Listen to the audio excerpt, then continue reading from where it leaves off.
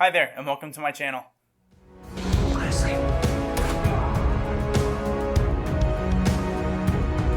Hey, Uncle Kenny! Football! Hey, yeah!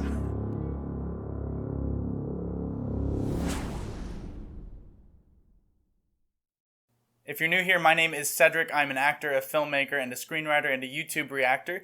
I started off by doing BTS, I did a little bit of pentatonics, and then I discovered a little gem called Dimash, and here we are. I have loved this Dimash journey. Thank you so much for all the recommendations. I am going to try to get to all of them. I should let you guys know that here in a couple of weeks, I have a promise to uphold, which is that I'm going to go back to BTS and do the BTS universe. If you have not discovered BTS, I highly recommend them. They are fantastic. I discovered them when I started this channel in the same way I discovered Dimash. So I am going to try to get as many of your recommendations done for Dimash before that as possible because I love him. He is so good. He's so good. I just kind of, his songs are just playing in my head a lot of the times. And it is frustrating because most of them are in my range. And then I get to like some of the really high parts and I'm like, okay, well, I'm going to have to drop that. So that's annoying, but that's okay. I do want to let you all know that I am hearing you when you're asking for subtitles. I 100%, I understand. I get it. Unfortunately, for whatever reason, YouTube isn't auto-generating subtitles for me. And frankly, I just don't have the time to sit down and type out everything I say. It would help if I would talk less. People have told me that for going on 27 years. But here we are. So I am hoping to figure out a way to do that. I can't afford to pay someone to do the subtitles, and I just don't have the time to do it myself. So I 100% get why you're asking that, and I beg your forgiveness and understanding. And I'm working on trying to find a way to do that because I want to make sure that these videos are as inclusive for everybody as possible, that everybody can watch them that wants to. So I hear you, and I am trying to work on that. If anybody has any leads on anything like that, please do let me know because I want to make sure everyone has the chance to enjoy these and not be excluded just because they don't, speak my language. So I understand and I hear you, and I'm working on it, I promise. Last thing before we jump in, my podcast this week, my guest is Nina West. Nina was on RuPaul's Drag Race. I've known Nina for a couple of years now. We both lived in Columbus, Ohio at the same time, and when I was in Beauty and the Beast, Nina came to see it and came backstage, and we got to meet and talk, and it was all very exciting because I'm a big fan. And then Nina played Ursula the next year at the same theater in The Little Mermaid, and I got to go meet Nina again, and we stayed connected, and just wonderful. So we talk about performance theory. We talk a lot about mental health, especially as a performer, but just as humans. We talk about all different kinds of stuff, and certainly we talk about Nina's experience on Drag Race and kind of becoming a celebrity off of that, and sticking with the human that is still there, and that's an important thing to remember. And you guys have talked about that with Dimash too, remembering that there's a human underneath the layers of incredible vocals and performances. So check that out. It is out wherever you get your podcasts now. And without any further ado, this is the most highly requested Dimash video left. I'm hearing the other recommendations and we will get to them. But Love is Like a Dream. Let's check it out. Dimash Kudaibergen.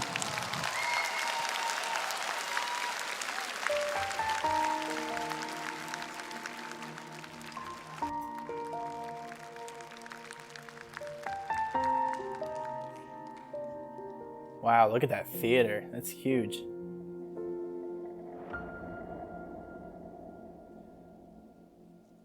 Nice.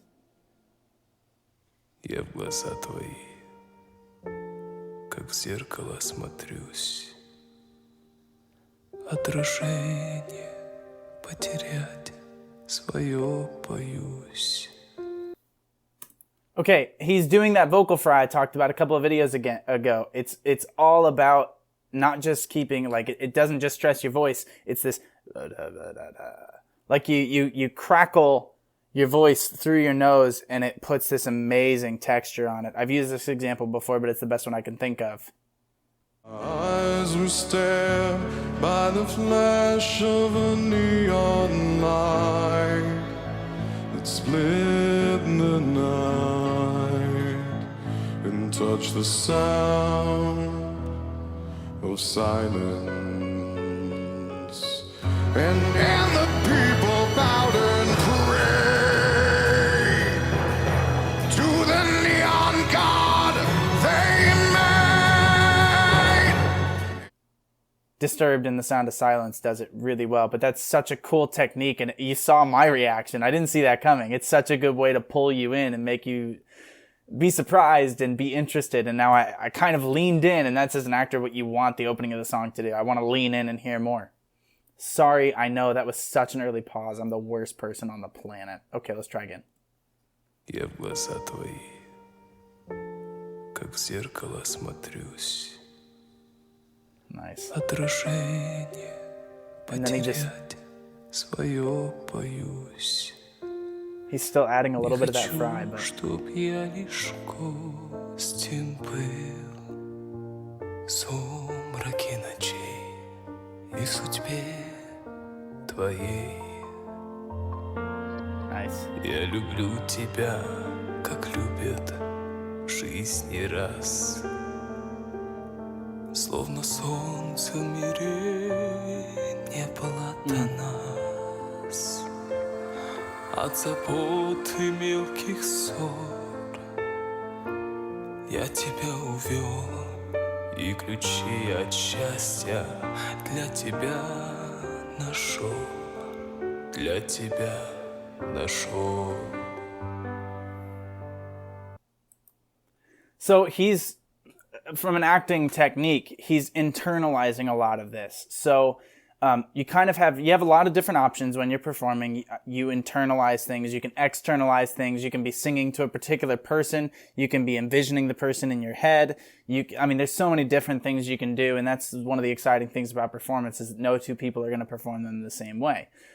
I tend to internalize things because often, at least in film, which is where I've been working more over the past few years, that's just the technique. That said, you can see that he is picturing something specific. His eyes are closed a decent amount of the time, or he's just staring at a single point, but it's not like he's just staring. It's that he's picturing things, and he's seeing things, and he's living in a moment, and he's talking to someone, even if they're not there.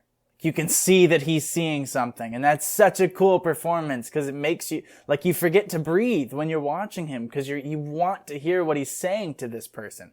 It's wonderful acting. It's a wonderful, simple performance. I also just love the, maroon suit he has on. It's probably not maroon. There's probably more specific color, but I'm going with maroon. Wine red. How's that? With the yellow and with the blue, there's this... You're hitting the main colors here, and that's also satisfying visually, but his performance is just lovely. Любовь, похожая на сон, сердец хрустальных перезвон, твое волшебное люблю. Я тихим эхом повторю, любовь, похожая на сон. Beautiful. Счастливым сделала мой дом. It's still so contained. Вопреки законам сна. Пускай не кончится.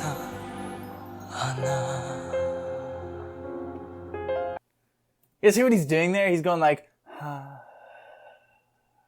he releases the note, but he lets the breath trail out, and it's like it's a vocal representation of the memory that he's thinking of.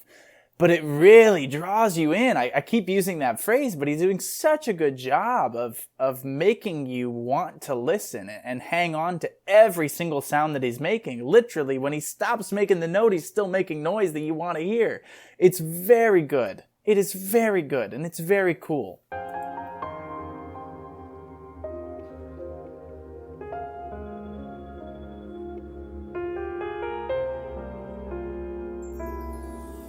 Я прощаю одиночество и грусть.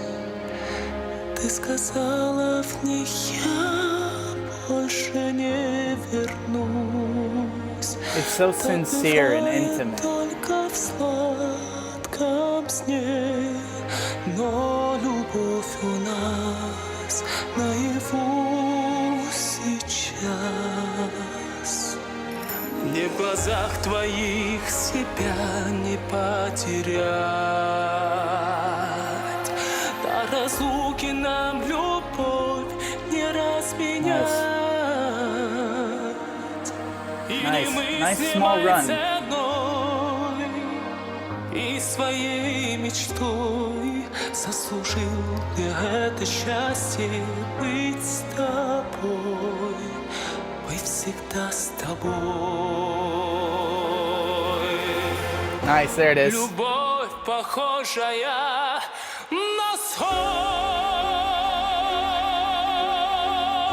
сердец хрустальных перезвон.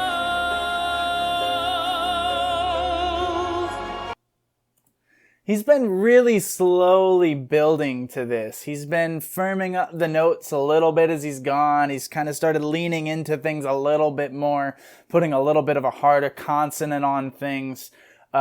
He's starting to externalize it. So it's gone from this internal, soft, quiet thing to now being externalized and being a little bit bigger and pushing it a little bit more. And that's as simple as, I don't have any of the notes of the words, but instead of just going like, da-da-da-da-da-da-da, then you're starting to go, da-da-da-da-da-da-da-da-da-da. You're starting to push more and more as you're going. It's a really easy way to take the audience on it with you. You want to build. Give us somewhere to go. You can't start too high or we won't be able to go anywhere. This is great. This is so great. It's very great. It's great.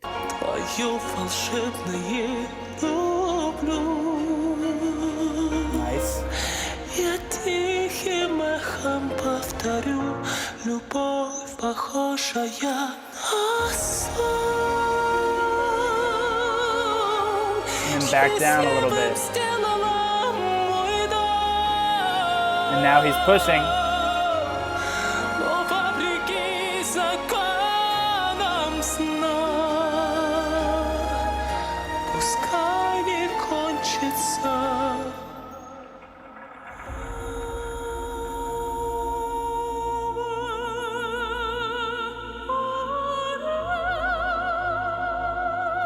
And this is where he does the thing no one else can do.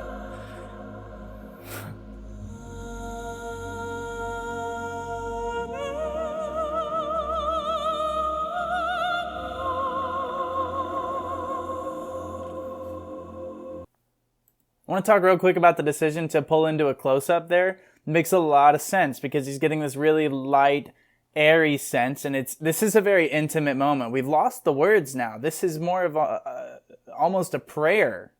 He's almost a begging, right?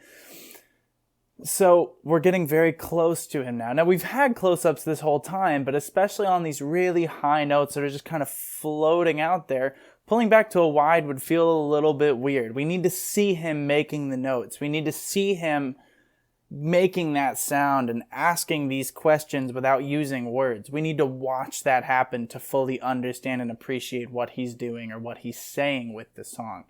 And he's hitting the notes so beautifully and so light and just letting them drift out into the air. It's so lovely. It's so sincere and intimate. And see, even there, they go to a wide, but we can still see him. Ooh. I'm sorry, I talked through that and because I'm a terrible person.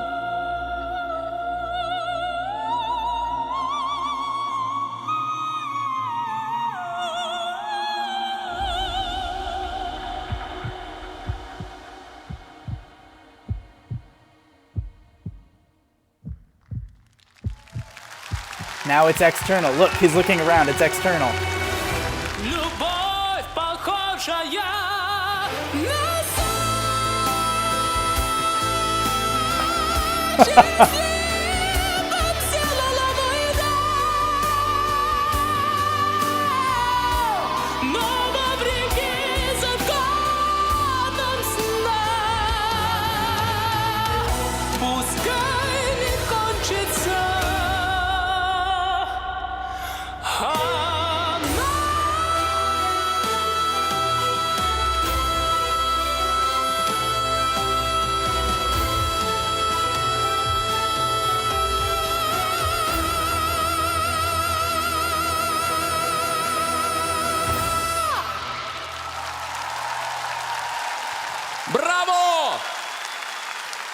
Потрясающий тандем.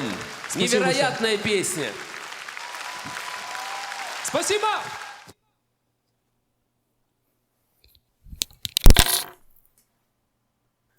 I have no idea how long he held that last note.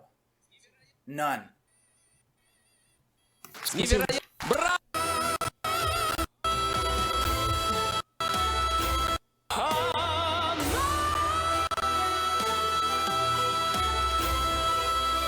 Still sustaining it. And there he's pulling in the vibrato to help extend it. It's all physical. That was 17 seconds. So his one in, oh, what song was that? The one I did after, it was a SOS. No, SOS is the first one. What was the name of the second song? You guys know what I'm talking about. It was before Agni Pietra. I'm drawing a total blank on the name of it. You guys know what I'm talking about.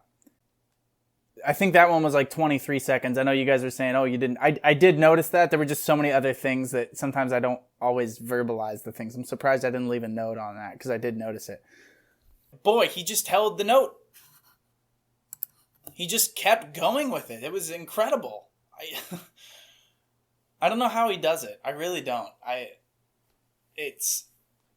That song was so interesting because it felt like a song that could just fit into most musicals. And for the most part, for the first probably 4.5 minutes of that song, that's a song a lot of people could sing and sing really, really well. And then he Dimash-ified it. And he did the thing that Dimash does. And he took it to a new place that almost no one on the planet can take it. And it never feels self-serving. It never feels like I'm showing off or I'm trying to prove something. It's never that. It's just he's trying to serve the emotion and the intent of the song and honor that and respond to it. And it's like this is the natural response that he has, is to do these incredible vocal feats and be this athlete. And it's remarkable. All 6'3" of him. He's not shorter than me. I don't know where you heard that. I don't know who said it. He's incredible. He's so good. Thank you for recommending this. This was a lot of you said this is one of his more theatrical songs, and you're right. I feel like that could just be dropped into a musical, and it would work really well. This was great. Thank you all so much.